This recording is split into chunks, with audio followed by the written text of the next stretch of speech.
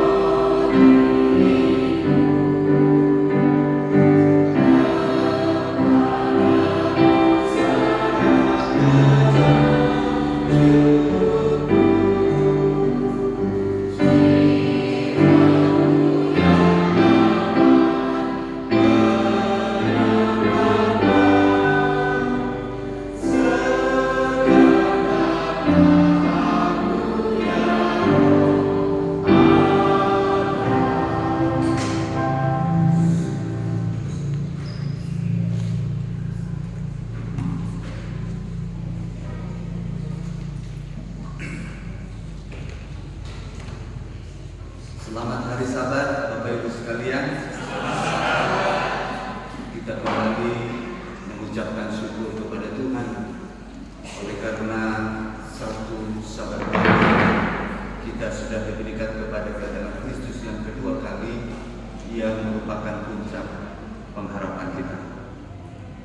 Saudara-saudara, pada saat ini saya akan membawakan firman Tuhan dengan judul Memiliki Pikiran dan Perasaan Kristus, yang tentu ayat intinya tadi sudah dibacakan dari Filipi pasal 2 ayat yang kelima, yang berbunyi, hendaklah kamu dalam hidupmu bersama menaruh pikiran dan perasaan yang terdapat juga dalam Kristus Yesus. Kita tutup doa, kita berdoa. Bapa yang bersemayam di surga, kami mau mengerti kehendak Kamu dalam hidup kami, terutama lewat firman yang sebentar Hamba makan. Kuasa Roh Kudus yang berlipat ganda akan menerangi hati dan pikiran kami, khususnya hamba, agar dapat berbicara mewakili Kristus, sehingga maksud dan rencana lewat firman yang sebentar Tuhan akan perkenalkan akan menjadi kehidupan kami. Berbicaralah, ya Tuhan, lewat hamba-Mu, kami sudah siap mendengarkan. Doa ini kami persembahkan dalam nama Yesus, Tuhan dan Juru Selamat kami. Saudara-saudara yang dikasihi oleh Yesus Kristus, ya, Sabat ini, hari ini kita berkumpul tentu dalam suasana hikmat, ya, di mana kita mengadakan ibadah perjamuan kudus, ya, yang tentunya ini adalah, ya, pengalaman di mana kita akan memperingati pengorbanan terbesar dalam sejarah umat manusia.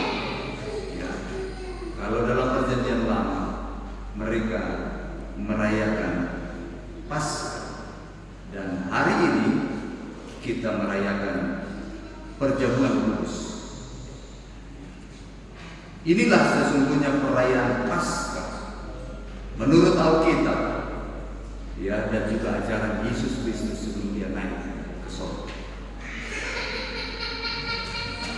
Jadi kita tidak lagi melayani ataupun memperingati Paskah, ya, berdasarkan tradisi Yahudi atau acara Paskah dengan apa? Menentukan satu hari di dalam tahun itu seperti yang dilakukan mayoritas denominasi di Indonesia. Yesus mengajarkan bukan apa? Berdasarkan hari tersebut, tetapi Yesus katakan setiap kali kamu melakukannya. Dan gereja masih akan hari ke-7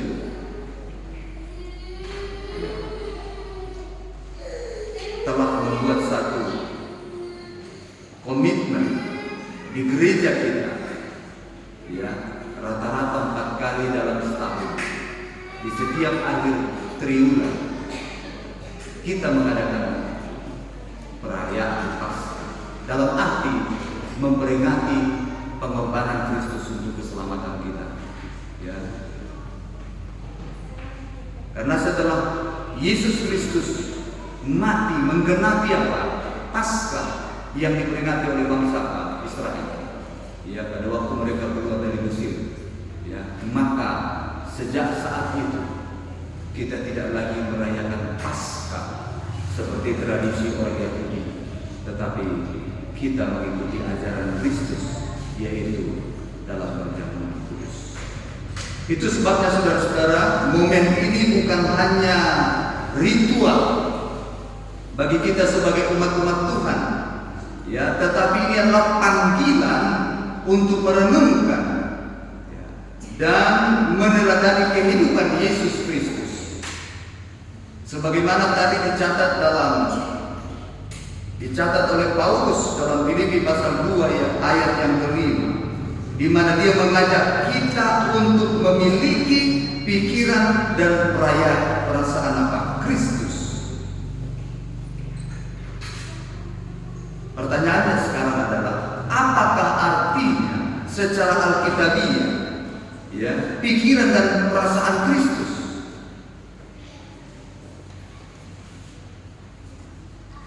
Itu sebabnya pada saat ini saya menyampaikan ada 3 poin penting terkait dengan ayat inti yang sudah kita bacakan. Apa arti, ya, alkitabiah? Perasaan, pikiran dan perasaan Kristus yang harus menjadi apa? Pikiran dan perasaan kita. Yang pertama adalah pikiran Kristus itu adalah kerendahan hati dan ketaatan yang sempurna kepada Bapa. Dalam Filipi pasal yang kedua yang sudah kita baca di ayat bersangkutan, di ayat yang ke-6 sampai ayat yang ke-8, ya, Yesus dikatakan walaupun dalam rupa Allah tidak menganggap kesetaraan dengan Allah sebagai sesuatu yang harus dipertahankan. Bahkan dia katakan ia mengosongkan dirinya menjadi mengambil rupa sebagai seorang hamba dan taat sampai mati di kayu salib. Saudara-saudara sekalian, kalau kita lihat bagaimana Kristus menyelamatkan kita sesuai dengan apa? Rencana keselamatan yang telah digariskan oleh apa? Ketiga oknum kialah. Dan kebetulan kalau kita baca bukan kebetulan, tetapi dari ketiga oknum kialah ini, Yesuslah, kalau manusia itu jatuh ke dalam dosa, maka Yesuslah yang akan apa? Yang akan turun untuk apa? Untuk menyelesaikan rencana keselamatan. Itulah sebabnya saudara-saudara sekalian, setelah manusia jatuh ke dalam dosa, maka Yesus apa?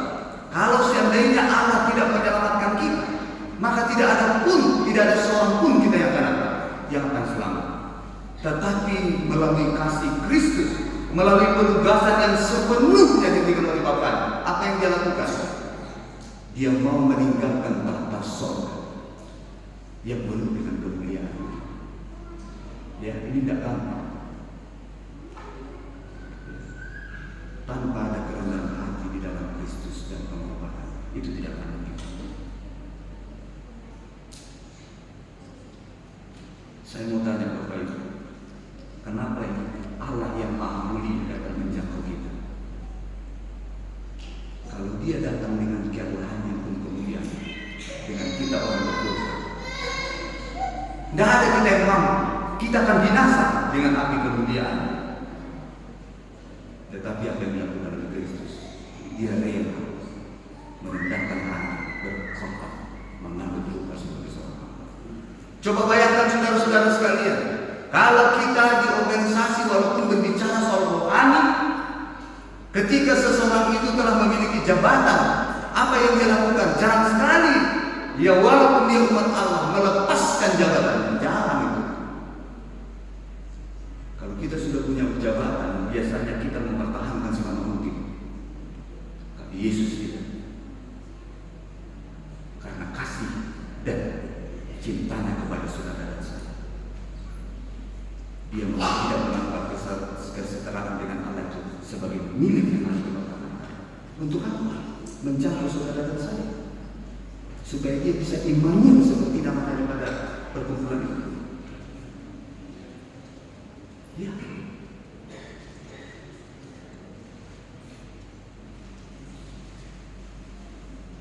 Coba perhatikan saudara, dia tinggalkan sementara kealahannya itu, turun ke dunia ini. Saya mau tanya, turun dia ke dunia ini dengan pakaian kehormatan?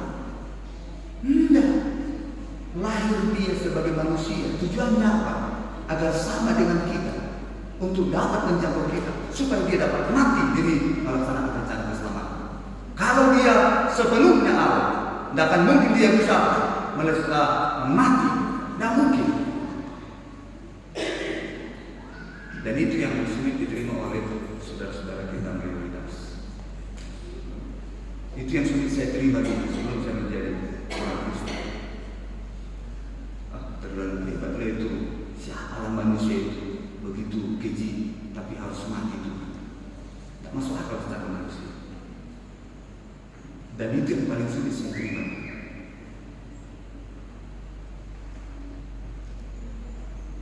Makanya tidak mau saudara-saudara kita ini menyebut nama Yesus. Kenapa? Karena Yesus itu adalah juru selamat.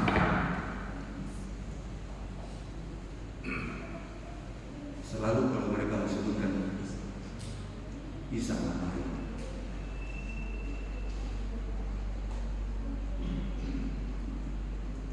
coba bayangkan saudara-saudara mengambil rumah kita dengan ya. Saya Bapak Ibu, mungkin kita juga yang ada di sini, kita satu derajatnya. Kalau ada meminta-minta yang kumal-kumal yang ada di lampu merah, belum tentu saudara mau berganti pakaian dengan itu. Kalau Bapak datang ke lampu merah, Pak, pakai dulu baju saya yang kumal-kumal, padahal sama-sama orang berdosa, belum tentu Bapak mampu. Tapi Yesus yang itu tidak gampang. Apa yang terjadi kemudian? Setelah dia turun ke dunia, lahir sebagai manusia biasa seperti kita. Di mana dia lahir, saudara-saudara? Bukan di tempat yang normal, di palungan, di kandang binatang. Saudara-saudara, saya rasa nggak ada kita yang lahir di kandang binatang, semiskin apa. Tapi Yesus lahir di tempat yang tidak sepatutnya, yang tidak layak, demi untuk melayani saudara dan saya. Kenapa dia rela seperti itu? Dia mau menunjukkan dia rela menjadi istri, kata firman Tuhan, agar saudara dan saya kaya. Apa sampai di situ? Tidak, saudara. Setelah itu umat pilihannya menolak dia. Bahkan yang luar biasa kalau saya pelajari perjalanan untuk mewujudkan nubuatan Alkitab tentang dia harus mati. Bahkan yang menyerahkan dia juga kepada imam untuk disalibkan, bukan orang kafir.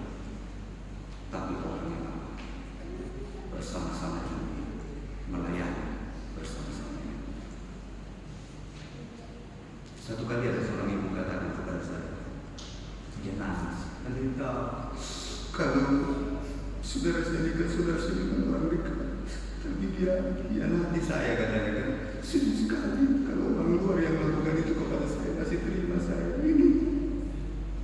Saya dengarkan, lalu saya bilang, "Terima kasih."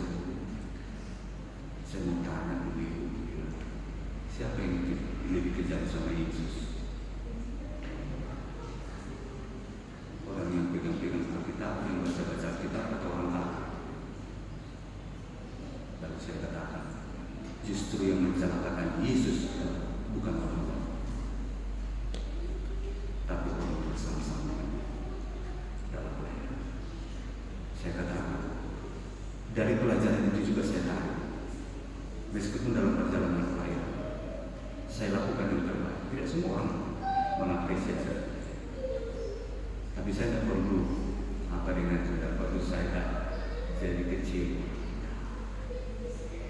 karena saya lakukan semua karena Tuhan, karena Yesus tidak pernah mengecewakan.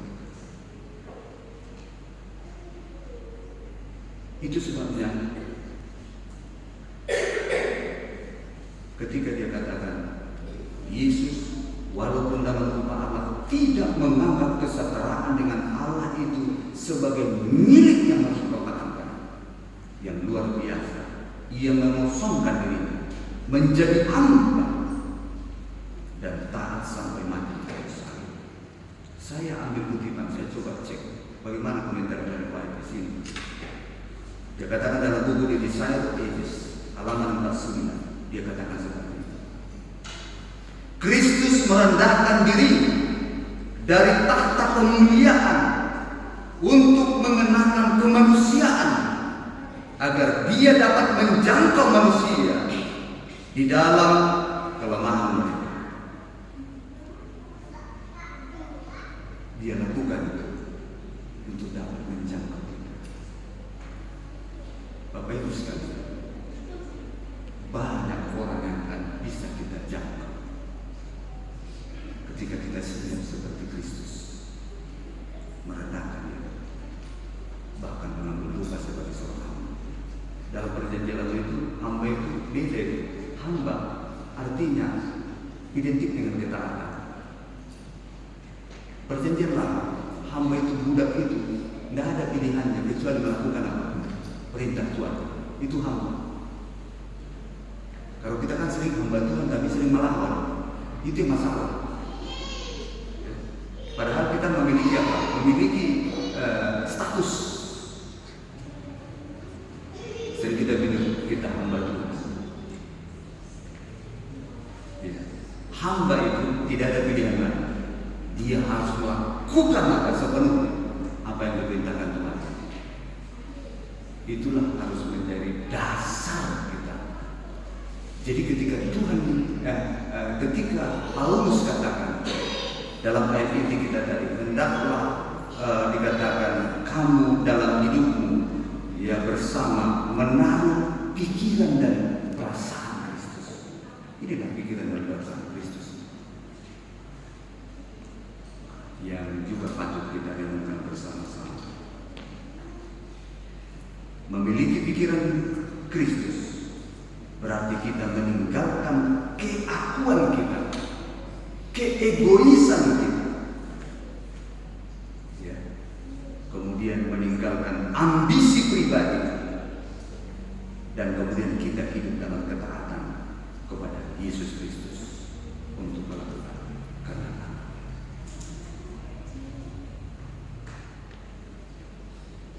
Inilah artinya memiliki pikiran Yesus Kristus, di mana kita ada kerendahan hati dan juga ketaatan. Kalau Yesus di sini ketika memiliki jabatan, dia mengosongkan diri, mengambil tugas sebagai seorang. Tapi kalau kita seringkali mempertahankan diri, ketika kita memiliki jabatan yang luar biasa, bukan mengosongkan diri, ya, dan merendahkan diri, tapi yang sering adalah kita merendahkan orang lain ketika kita tidak sepakat dengan apa yang kita pikirkan. sangat kontras. Inilah panggilan apa? Allah kepada kita untuk merenungkan kepada pengorbanan Kristus.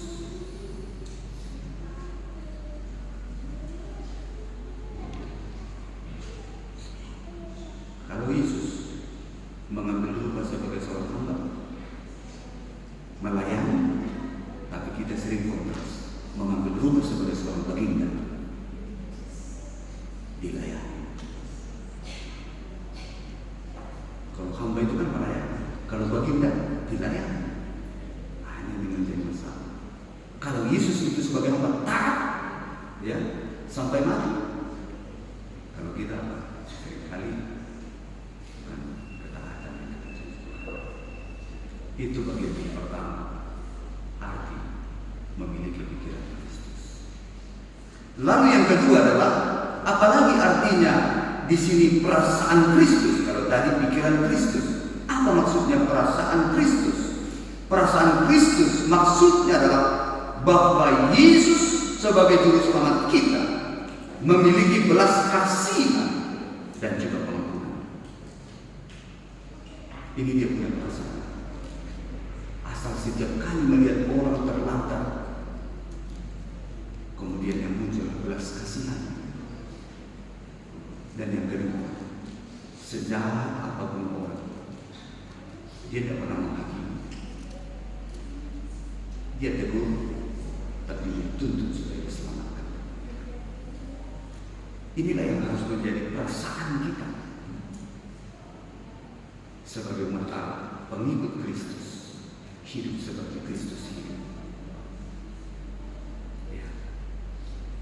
Apa yang terjadi saudara-saudara di gereja ini ketika perasaan sepertinya luar biasa? Kalau ada pun seperti ini, kita pahami perasaannya. Kenapa kita sering terus langsung menjudge orang, menghakimi? Karena kita tidak memiliki perasaan Kristus. Karena perasaan Kristus itu belas kasihan, penyelamatan, walaupun dia tidak berkompromi dengan dosa. Makanya Allah itu kalau kita baca kita sangat membenci Allah dosa. Tetapi di waktu yang sama, Yesus Kristus sangat mengasihi orang berdosa. Tapi kalau kita sudah sulit memisahkan ini.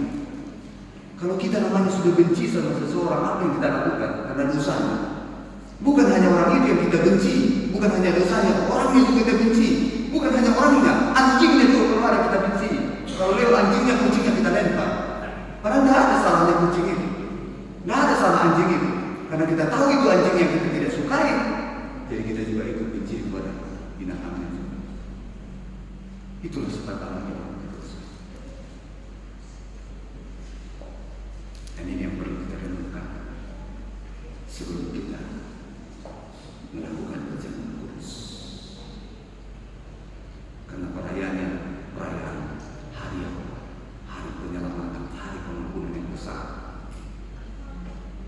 dilakukan oleh Kristus. Betapa sering kita juga sudah tanpa kita sadari, sering kita kalau ada kekurangan saudara-saudara kita, pasangan kita, seringkali kita terus langsung merasa bahwa diri kita yang paling benar. Itu harus kita hati-hati, karena orang yang selalu dekat dengan Tuhan itu akan selalu melihat dirinya selalu penuh dengan dosa, dan dia akan terus berusaha untuk memperbaiki diri untuk layak di hadapan. Masih ingat ya yang kita lihat waktu sekolah sahabat kita yang lalu, ketika Yesus Kristus atau ketika Yesaya melihat Tuhan, apa yang terjadi? Pengakuan keputusan kudus, tapi dia lihat dirinya, lalu dia katakan celaka, sebab aku tidak orang yang najis diri. Jadi yang pertama kita lihat diri kita, lalu kemudian dia katakan aku pun tidak di tengah-tengah orang yang najis diri. Saudaraku sekalian yang dikasihi oleh Yesus Kristus, jadi perasaan Kristus adalah belas kasihan dan pengampunan. Yesus tidak hanya berpikir dengan kasih, ia juga merasakan penderitaan manusia. Ia menangis bersama yang berduka mengampuni yang berdosa, dan apa? Dan juga menyentuh yang tersisihkan. Saya coba cek lagi dalam buku State to Christ halaman 77. Dia katakan tentang hal ini. Kristus, kasih Kristus yang tak mementingkan diri sendiri adalah kekuatan yang harus menguasai kehidupan kita, mementingkan diri. Saya pada waktu mengadakan counseling, saya selalu bikin tes namanya untuk diisi oleh pasangan calon suami istri. Dan saya sampaikan kenapa itu perlu saya buat, supaya duduk kami nanti bersama mengetahui apa sebenarnya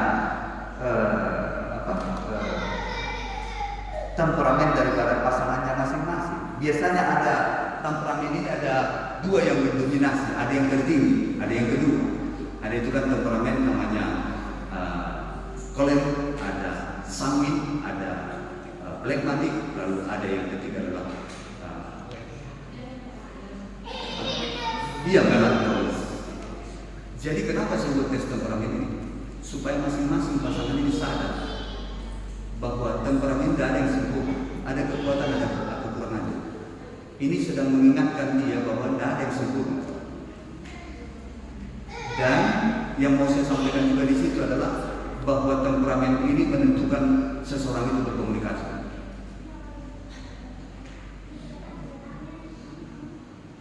Saya bisa cek ketika saya lihat begitu, kalau ada masalah, saya tahu siapa yang dulu mengampuni dari antara mereka yang temperamen. Jadi itu harus saya diskusikan supaya dia paham bahwa pasangan kita ini kan namanya berumah tangga kan penyesuaian semuanya, supaya menghormati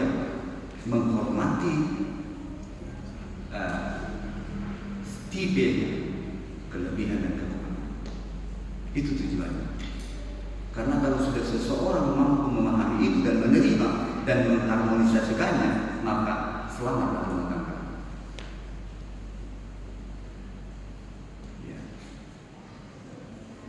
Jadi saudara-saudara sekalian, apa yang saya maksudkan di sini?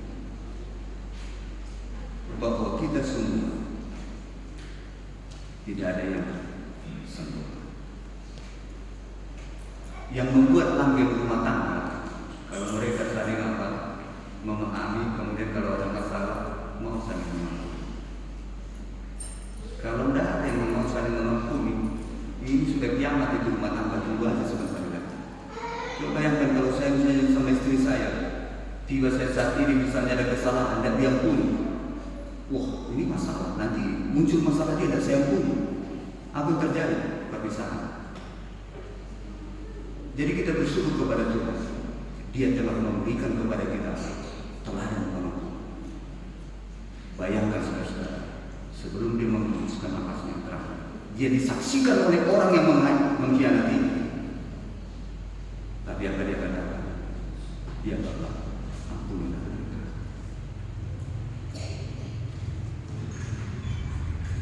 Kenapa dia minta pengampunan? Karena bukan dia bersalah.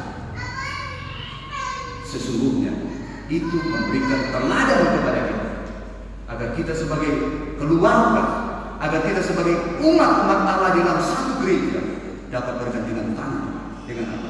Dengan utuh. Itulah sebabnya saudara-saudara sekalian, dalam perjamuan kudus kita diingatkan bahwa kasihnya tidak bersyarat. Maka kita pun dipanggil untuk mengasihi tanpa syarat, mengampuni tanpa batas. Makanya Petrus pernah tanya, berapa kali sebenarnya kita mengampuni?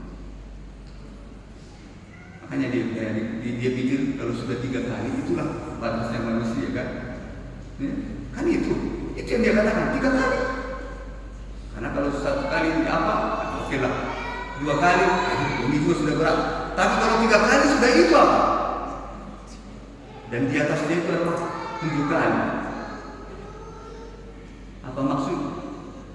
Karena pada di bangsa Yahudi angka 7 itu angka sempurna. Jadi kalau saya sudah mengampuni 7 kali sudah sempurna apa tadi? Tapi Yesus katakan 7 kali apa? Apa maksudnya? Maksudnya tidak ada batas kita untuk mengampuni. Kalau saudara dan saya pengikut Kristus yang sungguh-sungguh, maka kita harus memiliki apa? Perasaan Kristus. Kita harus siap mengampuni, siap. Dan ini yang saya selalu pelajari. Saya latih diri saya. Ya. Tidak banyak juga orang yang mengkhianati saya itu banyak. Tapi saya tidak mau. Saya tetap baik. Bahkan kalau pinjam duit saya kasih. Walaupun dibilang orang dia lu lain, dipuji-puji kau di depan yang pendeta, tapi di belakang dia tusuk kamu. Nah, apa? Tapi di situlah kita juga menunjukkan ya, kualitas kita sebagai pengikut-pengikut. Apa yang itu kalau hanya dia belum sampai korban nyawa, paling kali korban perasaan. Kalau Yesus semua korban, kemuliaannya korban, apa lagi? Perasaannya korban, nyawanya korban.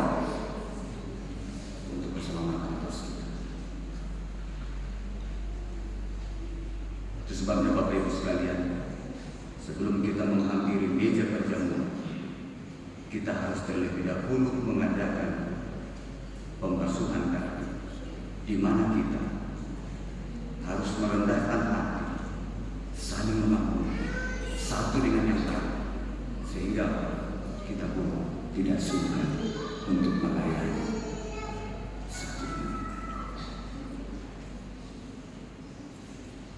Kenapa sampai Yesus memberikan teladan ini, pembasuhan kaki dulu?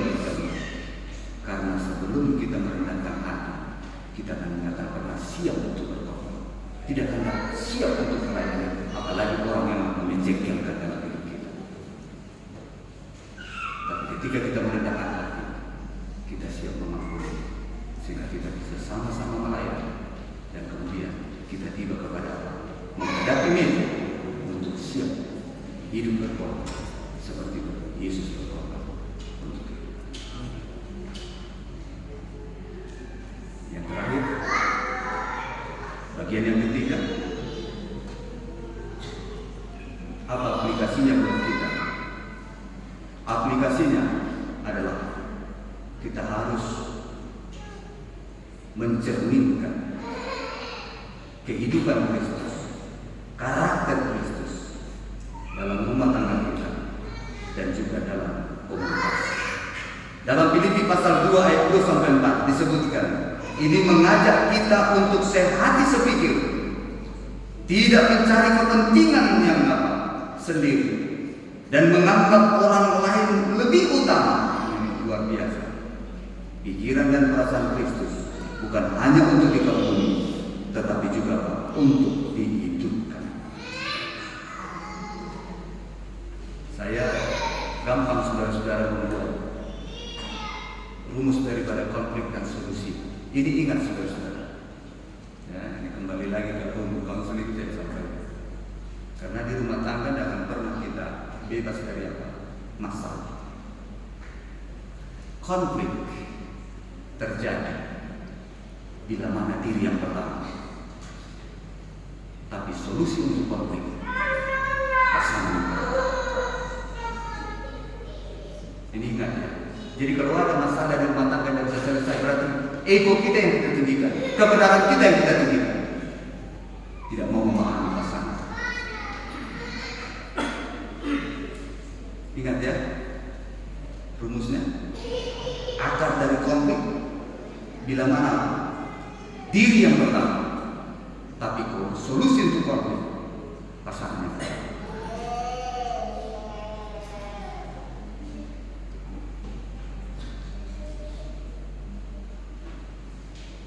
Nyonya White katakan dalam Ministry of Healing halaman 470, dunia ini tidak membutuhkan lebih banyak mencerminkan tabiat Kristus. Seringkali saudara-saudara sekalian ada orang mau melangkah masuk ke gereja kita, tapi karena sifat dan tabiat kita tidak mencerminkan sifat dan tabiat Kristus, orang yang mati. Pernah satu kali sudah saya ajar luar biasa, saudara-saudara sudah mengambil keputusan, tapi orang jemaatnya katakan sudah lupa, memang saya belum bisa. Kenapa saya lakukan? Itu aja seperti ini sebagai pemimpin jemaat. Dikasih tahu. Bila dia kekeluargaan, hilang congkaknya dia dikasih tahu. Kami sebagai keluarganya juga dilecehkan. Tidak jadi dia. Sama itu saudara-saudara kalau mengampuni.